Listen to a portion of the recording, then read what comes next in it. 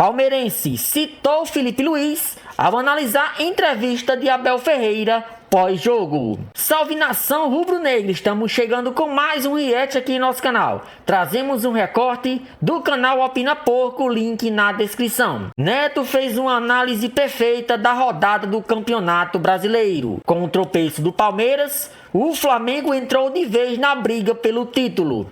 E os próximos jogos serão determinantes na temporada. Para vocês, quem será campeão? Participe e deixe a sua opinião nos comentários. Vamos acompanhar esse recorte agora. Não foi só o Abel que foi curto e grosso na coletiva, não. O Felipe Luiz também foi. Ó, para vocês entenderem a dinâmica, como que é a coisa, né? Nesse momento agora, novamente, as duas equipes têm a mesma pontuação. A gente tem um critério de desempate, mas na minha opinião, esse campeonato não vai se definir por critério de desempate. Ótimo que nós temos na frente esse critério de desempate, mas eu acho muito difícil essa competição se definir por isso. Muito difícil. O que o Felipe Luiz falou na coletiva? Vocês viram que o Flamengo meio que tomou um apagão nos minutos finais do jogo. Nos minutos finais do jogo, o Flamengo teve um apagão. O Santos fez 2 gols em 3 minutos. E obviamente que o torcedor também critica. Claro que o enredo da derrota do Palmeiras depois acabou acendendo a torcida do Flamengo. E com certeza vai acender a equipe do Flamengo também. Olha o que o Felipe Luiz falou na coletiva. O Felipe Luiz também cuspiu fogo na coletiva. Principalmente em relação à postura dos jogadores em campo. E aqui eu acho que é algo importante que ele falou e os outros técnicos têm que tomar isso como exemplo também. Ó, estava 3-0. Faltavam 3 minutos e tomamos um gol. Temos que tentar entender o momento do campo, que é o Santos pressionando.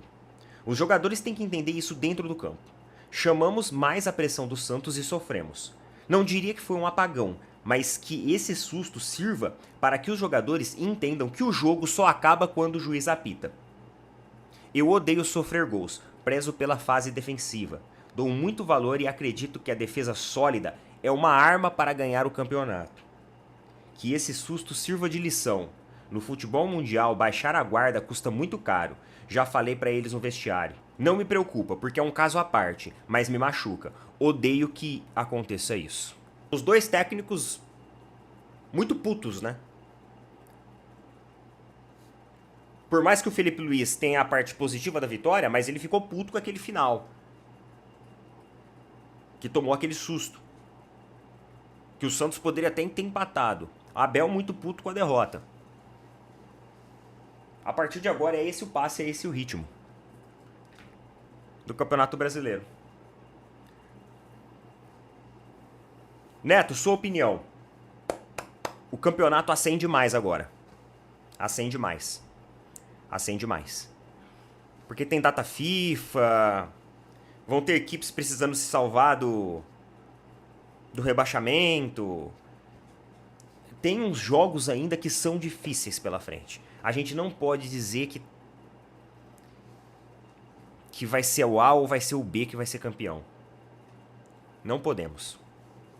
Não podemos. A galera falou que o jogador Gabriel Jamal, do Mirassol, tinha dedicado o gol ao Flamengo.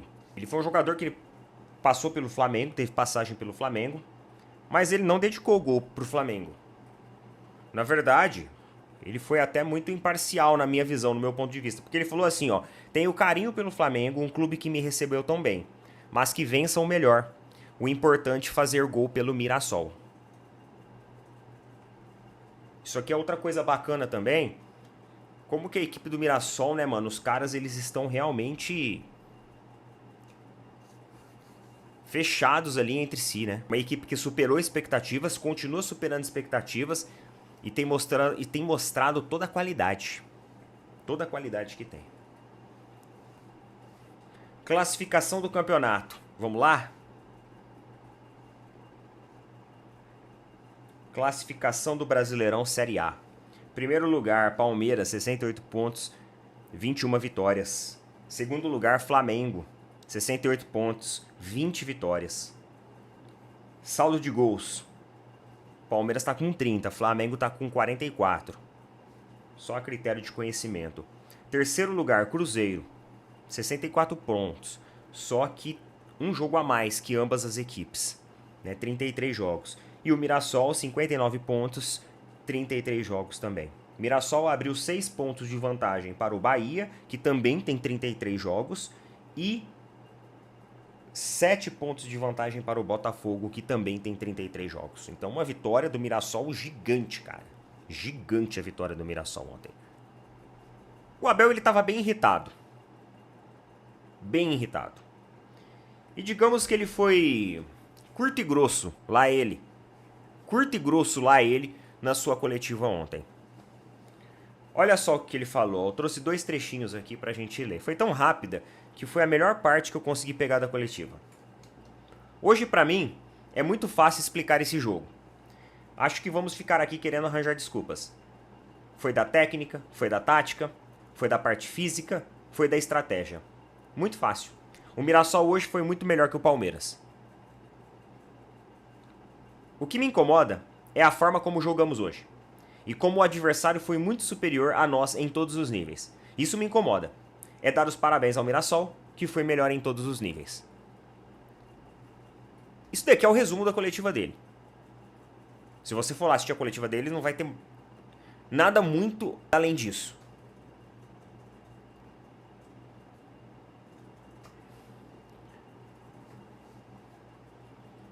Eu acho que o torcedor merece algo mais construído.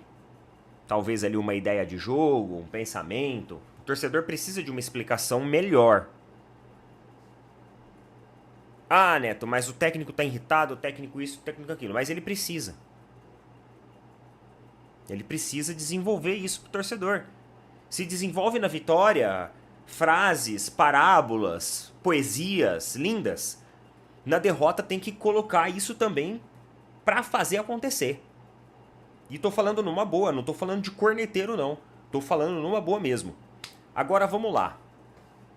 Tô vendo muito torcedor na internet já descendo a lenha. Em Abel Ferreira, companhia, Palmeiras e tudo mais. Ah, a gente não vai ganhar mais nada. Ah, entregue os títulos pro adversário. É na hora que a gente acha que o Palmeiras vai, não vai acabar perdendo essa Libertadores. Acredite, tem torcedores fazendo isso.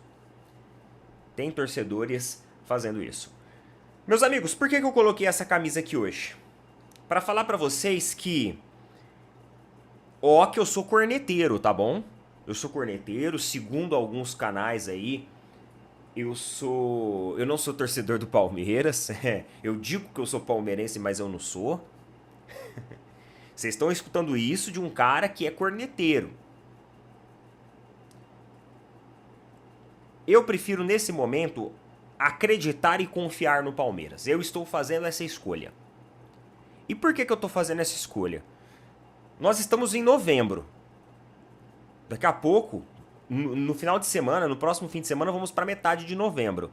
Meu amigo, não tem mais muito o que a gente fazer. Não adianta chorar, espernear. Ah, mas eu sou fora Abel. Tá, espera a temporada terminar, vai ter que esperar, não tem jeito. Independente de você ser fora Abel ou dentro Abel. Lá ele, hein? Ó, tem muita gente que é dentro Abel, hein? Tá bom, só pra descontrair. Só pra descontrair. Tá? Não importa.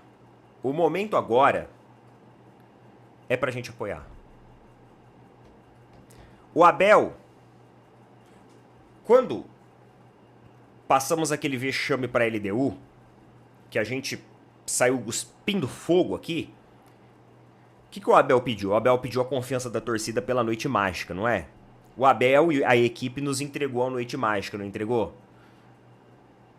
Então, o que acontece que algumas pessoas perderam a magia? O efeito da Noite Mágica acabou?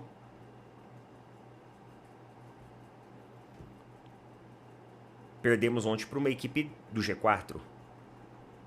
Nossa, Neto, você tá passando pano. Chame do que você achar melhor. Só que em meados de novembro, não vai ser a minha opinião aqui na internet que vai mudar a Sociedade Esportiva Palmeiras e vai mudar os acontecimentos. Se você é fora Abel ou não é, cara, vamos discutir isso depois. Depois a gente discute isso. Ah, venceu, mas eu acho que mesmo assim o Palmeiras precisa de um novo técnico. Por causa disso, disso e daquilo. Ah, não, o Palmeiras precisa do voto de confiança do Abel. Temos que continuar com ele. Por causa disso, disso e daquilo. Aí cada um vai ter sua opinião, a gente vai colocar a nossa aqui. O momento agora é esse. Tô vendo torcedores aí já querendo causar uma histeria na internet. Ah, menos, pessoal, menos. E olha que eu sou corneteiro pra carvalho, hein? Só que não adianta. A gente cornetar agora, galera, não vai funcionar. Tá bom? O julgamento do atacante Bruno Henrique, jogador do Flamengo, foi interrompido nesta terça-feira após o auditor Marco Aurélio Choi pedir vista do processo, o que significa que ele solicitou mais tempo para analisar o caso antes de emitir seu voto. Com isso, a sessão foi suspensa e o julgamento será retomado na próxima quinta-feira, às 15 horas, horário de Brasília, conforme confirmou o Superior Tribunal de Justiça Desportiva, STJD. O processo, que ocupa posição de destaque na pauta da semana, trata de uma das denúncias mais comentadas dos últimos meses no futebol brasileiro, envolvendo o suposto envolvimento do atleta com informações repassadas a apostadores. No momento em que a sessão foi interrompida, Bruno Henrique havia recebido um voto favorável.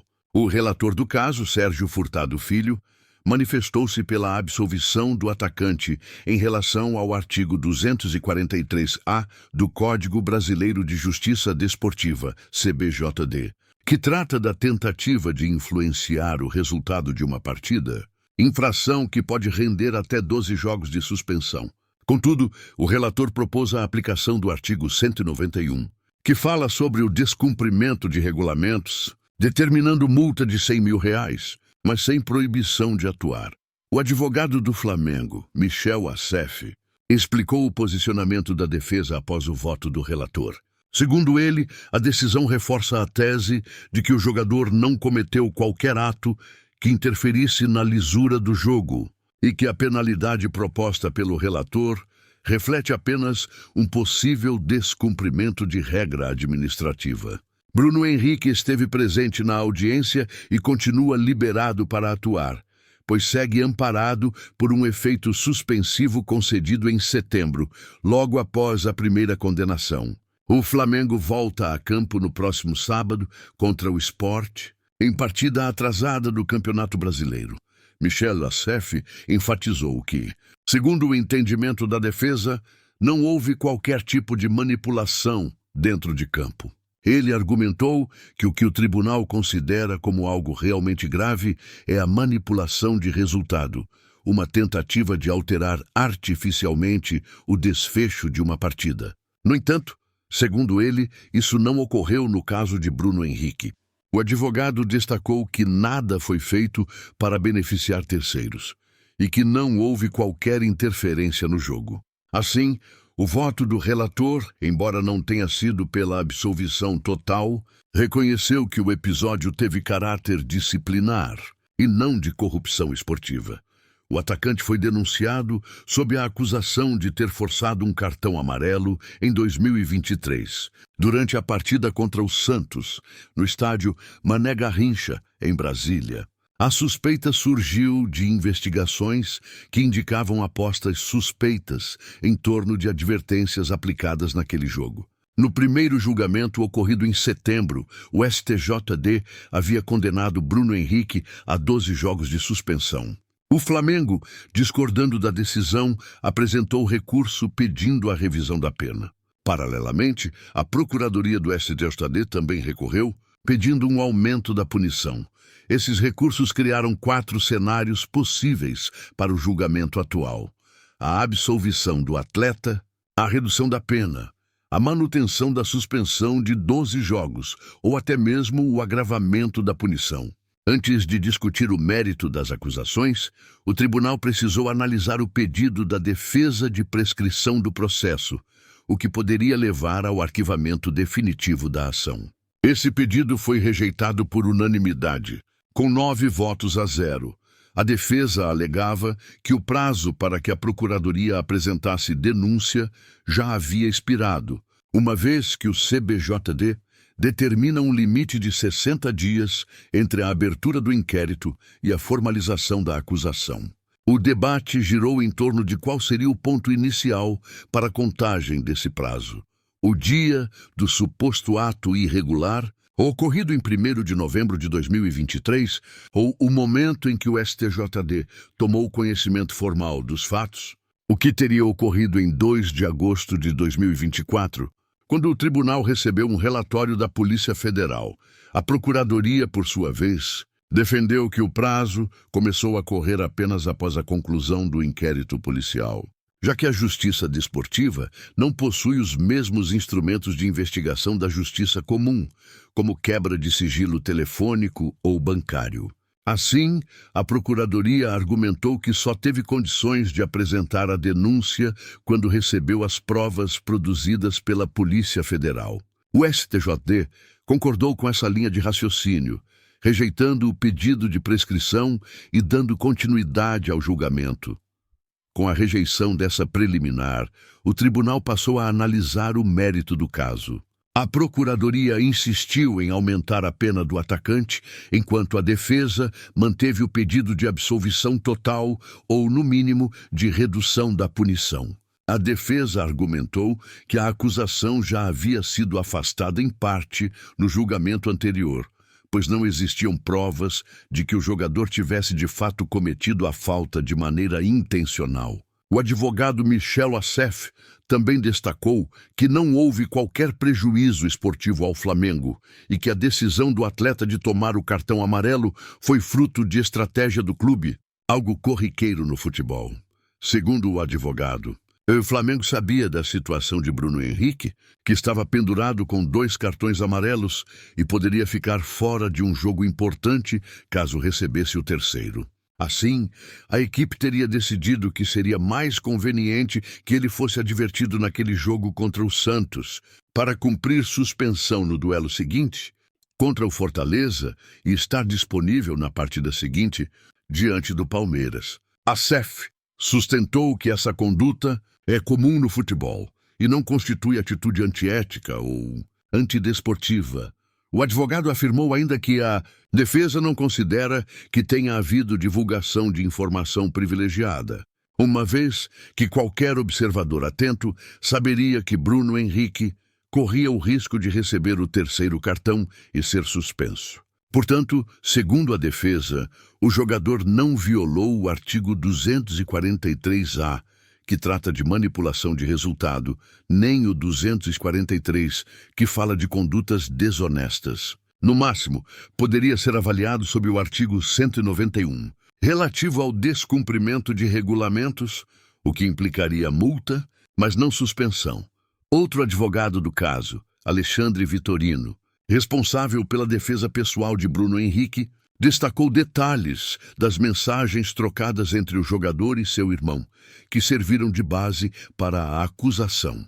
Segundo Vitorino, há uma interpretação equivocada do conteúdo das conversas. Ele explicou que uma das mensagens citadas pela acusação mencionava o cartão amarelo no jogo contra o Santos, mas que, na realidade, o terceiro cartão do jogador acabou acontecendo no duelo contra o Botafogo. Além disso, ele apontou que há mensagens posteriores em que Bruno Henrique demonstra irritação com o irmão, indicando que não estava de acordo com qualquer tentativa de envolvê-lo em apostas. De acordo com o advogado, o diálogo mostra um jogador que tenta se afastar do assunto e não um participante ativo de uma suposta manipulação. Para ele, o fato de o irmão de Bruno ter continuado a apostar, mesmo sem o envolvimento do jogador, torna o parente um agente independente, sem responsabilidade direta do atleta. Assim, não haveria elementos suficientes para caracterizar qualquer tentativa de alterar o resultado de uma partida. Requisito fundamental para enquadrar alguém no artigo 243-A, o relator do processo. Sérgio Furtado Filho concordou em grande parte com essa linha de defesa. Em seu voto, ele afirmou que o conjunto de provas não demonstra que Bruno Henrique tenha agido de maneira deliberada para modificar o resultado da partida. Ele também ressaltou que, embora as investigações da Polícia Federal apontem movimentações suspeitas no mercado de apostas esportivas, nada comprova que o jogador tenha atuado de forma coordenada com seu irmão para beneficiar apostadores. O relator concluiu que o lance em que o cartão foi aplicado não revela evidências de premeditação e, por isso, votou pela absolvição no artigo 243-A, sugerindo apenas a aplicação de multa de R$100 mil. O caso teve origem a partir de um inquérito conduzido pela Polícia Federal, que apurou suspeitas de manipulação em jogos do Campeonato Brasileiro. O STJD teve acesso ao relatório da PF em 5 de maio deste ano e 2 dias depois abriu formalmente a investigação interna. O inquérito foi concluído em 6 de junho e a denúncia apresentada no dia 1º de agosto. O prazo entre o término da investigação e a denúncia foi de 56 dias, tempo considerado dentro do limite legal de 60 dias, o que reforçou a decisão de rejeitar o pedido de prescrição. Agora, com o pedido de vista, o processo ficará suspenso até que o auditor Marco Aurélio Choi apresente seu voto, o que deve ocorrer na sessão de quinta-feira. Só então, o tribunal poderá finalizar o julgamento, decidindo se Bruno Henrique será absolvido, multado, suspenso ou punido de forma mais severa. Até lá, o atacante permanece à disposição do Flamengo e poderá atuar normalmente, enquanto o clube e a defesa esperam um desfecho favorável para encerrar de vez um dos episódios mais controversos envolvendo um jogador de destaque no futebol brasileiro recente.